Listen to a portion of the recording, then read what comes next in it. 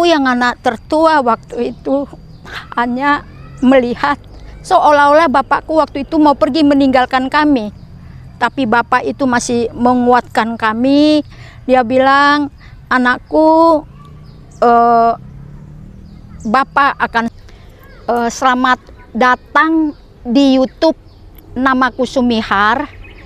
Teman-teman, sahabatku yang terbaik, kembali aku menceritakan tentang masa kanak-kanak waktu sekolah SD di tebing tinggi di rumah kakak kami atau Namboru Bapak.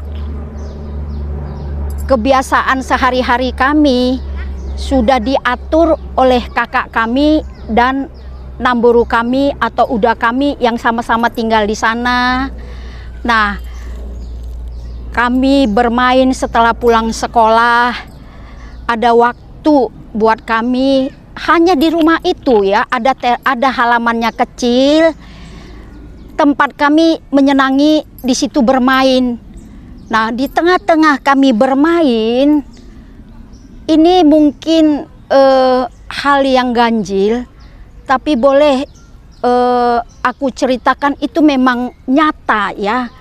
Mungkin orang bilang itu supranatural, tapi itu nyata aku alami waktu kecil. Ketika di tengah-tengah kami bermain, teman-temanku, aku mendengar suara namaku dipanggil Sumihar oleh bapakku. Aku melihat ke pintu pagar yang dimana bapakku setiap sebulan itu datang melihat kami, nggak ada. Dalam keheranan aku melanjutkan permainan kami ya bersama adik-adikku waktu itu. Kira-kira 10 menit kemudian ada lagi panggilan itu, Sumihar. Nah, aku sampai tertegun. Itu suara bapakku. Aku pikir itu bapakku. Aku berlari kecil ke pagar.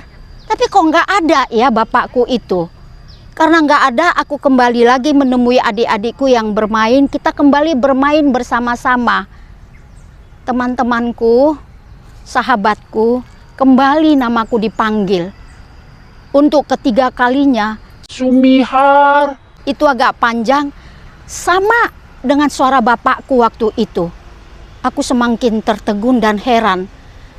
Aku diem, lalu aku panggil adikku masuk. Kami tidak melanjutkan permainan lagi, tapi kami masuk ke dalam rumah dan di situ kami dikasih makan, snack dan istirahat, kami mandi. Tapi aku masih mengingat itu bagaimana sih waktu anak-anak nggak mengerti situasi itu, kondisi.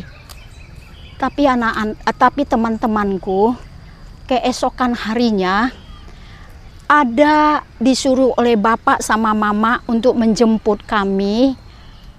Kami langsung pergi. Waktu itu kami tidak mengerti ya. Kalau masih aku ingat itu dijemput kami dijemput juga dari sekolah, memberitahukan bahwa bapak kami sedang mau dioperasi di Medan di rumah sakit Elizabeth. Nah, teman-temanku, sahabatku, kami pergi ke rumah sakit Elizabeth di Medan. Disitulah kami lihat bapak kami sudah mau dioperasi kalau nggak salah waktu itu.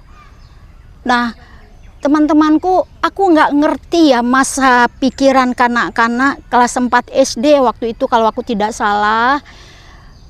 Aku nggak tahu itu. Kenapa aku bilang tadi supranatural itu? Begini teman-temanku, mungkin ya bapak aku waktu sedang mau dioperasi, dia ingat kami ada anaknya 4 orang sedang sekolah di tebing tinggi di rumah Namborunya kakak kami itu.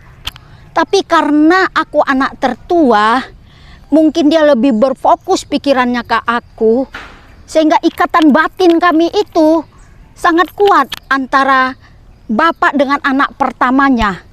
Lalu namakulah yang dipanggil Sumihar waktu itu. Itulah yang membuat aku mengerti kasih orang tua itu kepada anak-anaknya sampai ketika besar. Itulah jawabannya waktu aku merenungkannya ketika bapakku sudah dioperasi, mau masuk ke ruang operasi. Kami waktu itu masih diberi waktu oleh Tuhan oleh Tuhan untuk melihat orang tua kami itu.